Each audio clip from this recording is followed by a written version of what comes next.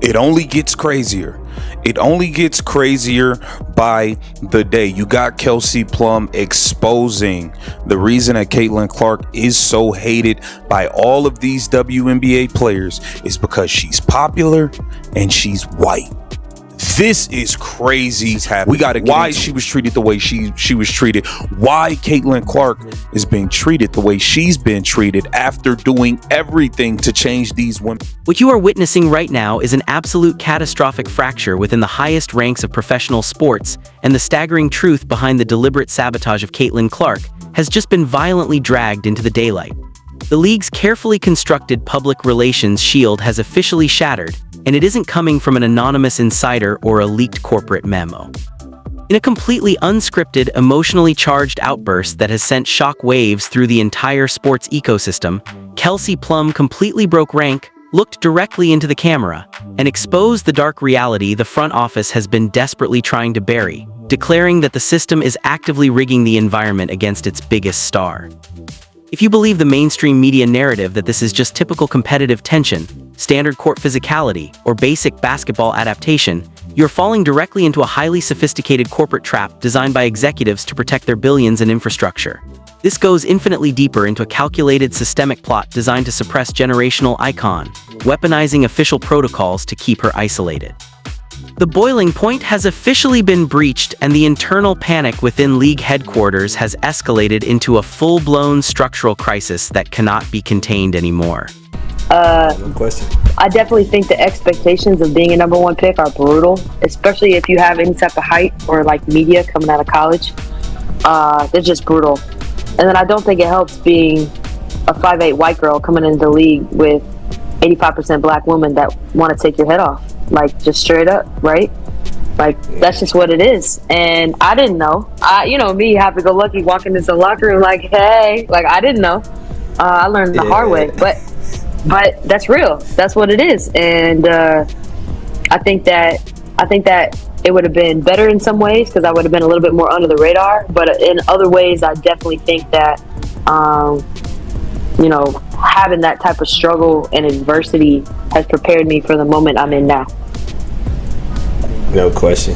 To truly comprehend the terrifying scale of the corruption Plum is exposing, you have to look at the exact moment the locker room hierarchy completely deteriorated. Behind closed doors, toxic resentment had been festering for months as institutional forces realized they could not control the massive cultural shift happening around them. Instead of celebrating unprecedented growth, a hidden coalition of traditionalists, legacy figures, and officials reportedly began implementing a quiet protocol of targeted hostility, allowing extreme, dangerous physical enforcement on the court while deliberately swallowing whistles to minimize Clark's impact.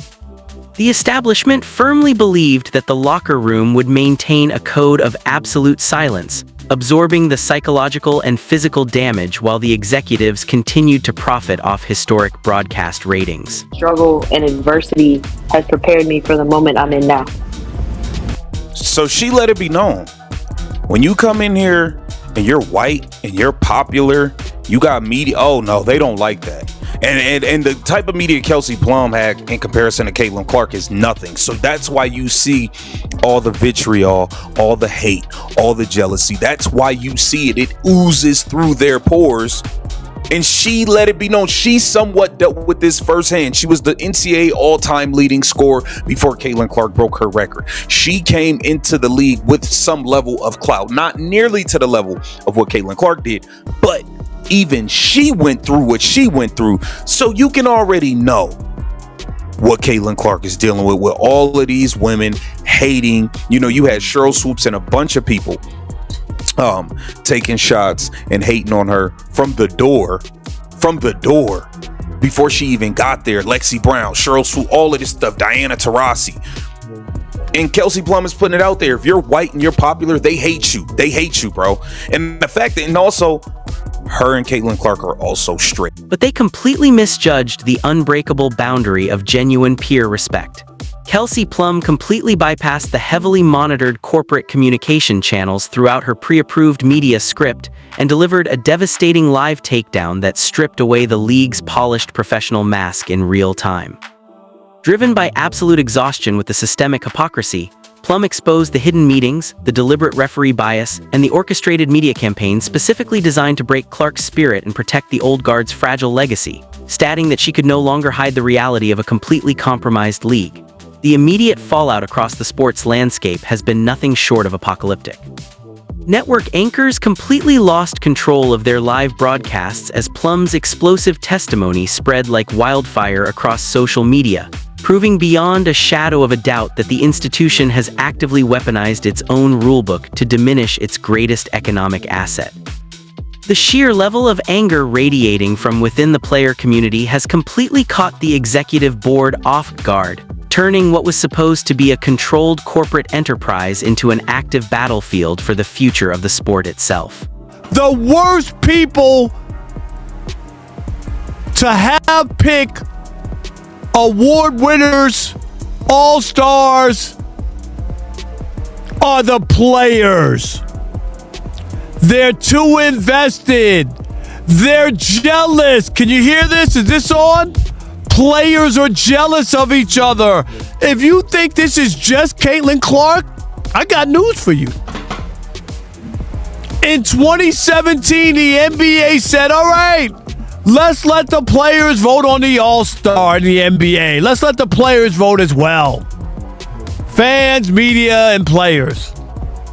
Kelvin, can I give you the number?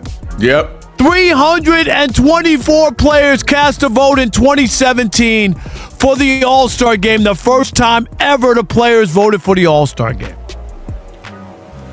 LeBron James, 128 players did not vote for LeBron James. The players be hating. The players just be hating, man. I mean, I'm sure it happens in other leagues, because I remember situations in the NBA where it happened. I feel like this whole Caitlin Clark thing be on another level, though, man. For real, for real. They're jealous of each other. And every chance they get to screw each other, they will do it. Over pettiness. It was a pause. That was a pause. I was going to let it ride. The immediate market indicators prove that the structural damage is already irreversible. The entire financial framework of modern basketball was aggressively leveraged against the guarantee of sustained historic audience retention. Multi-million-dollar arena expansions, newly signed primetime television rights, and massive corporate sponsorships were all locked in under the assumption of a stable, unified era of unprecedented growth. Tonight, that corporate stability has completely evaporated. Internal data patterns are already projecting an immediate catastrophic drop in consumer confidence, and digital fan hubs are rapidly mobilizing a massive coordinated permanent boycott of league merchandise and broadcast streams, sending a clear warning to ownership that if they continue to permit the destruction of the game's integrity, the audience will leave the stadiums entirely empty. They believe that plays a role, that this white girl showing up on the WNBA scene, being supported the way that she is. You know, in an NBA deal, you just got did a collective bargaining agreement, and you're talking about salaries that could escalate to $200,000-$300,000. But Caitlin Clark make about $16 million because of her off the court endorsements and stuff like that. That you have a lot of people believing that's a strong source of resentment, and that is playing a role in what they're seeing transpire on the court with her. So do you still hold to maintain that position, comparing the Lisa Leslie, the Skylar Diggins, what they endured to what Caitlin Clark is doing, knowing that there are people that are questioning that? I think that because we are women competing, particularly playing basketball, there are different level of societal expectations of how we should compete, meaning, you know, when we go out there and compete, we're going to be competitive. Someone's that it girl. Like if I'm playing against Asia Wilson, I'm going to try to show my best game and try to knock her down because I want to, like, that's the only way that you elevate your own, right? And so, like, I think there are these expectations of how we compete and how when the game is done that we carry that over. I'll tell you this. I was the first one when Caitlin dropped her blue, beautiful shoe. I was in the comments. I was like, hey, Caitlin, this is fire, because we understand, as you mentioned, the rising tide lifts all boats. When she brings eyeballs and brands and sponsorships to the WNBA, everybody eats. I think every player is excited, and it's not just Caitlin, it's also Angel. When she walks in Fashion Week now, people are getting clothing brand deals. Like, just because we compete this way doesn't mean we conduct ourselves behind closed doors a different way. We are officially standing at a definitive point of no return. The corporate machine attempted to exploit an extraordinary cultural phenomenon while simultaneously trying to suppress the individual who created it. And now they are forced to confront the total collapse of their own credibility. The lights in the arenas will feel colder. The corporate suites will be filled with panic. And the front offices will be left staring at a completely ruined product, realizing too late that their internal jealousy has destroyed the golden era they were trusted to protect. The truth has been spoken. The players are standing up and the establishment cannot hide from the consequences anymore. Money gonna drop. All I'm saying is, when Michael Jordan was the man, the NBA made sure, all right, we can't be doing the Pistons. Y'all can't be doing it to him no more. Give me another star, LeBron. Right? They made this whole big thing about him going to different teams, all that. It's the king. Let's put that shit underneath the rug. So when you got a star player like that, I go even better. Quarterbacks in the NFL, they hurt Tom Brady's knee. From now on, no more. You can't tie the quarterback by their knees. That's dead, bro. If you don't take care of the young GOAT, what the hell is going to happen to the WNBA? You don't have an 11-year, $77 billion contract. You are building the league. You just reached an incredible for collective bargaining agreement. This is a complete structural disaster and the league cannot hide it anymore. If you believe the fans have a right to know the truth behind this setup, hit that subscribe button right now and smash the like button to push this video through the algorithm. Do not let them bury this story. Take a screenshot of the most shocking quote in this video right now. Share it across your social media platforms and send it to your friends immediately because this video could be taken down by corporate legal teams at any moment. But the nightmare gets even more terrifying.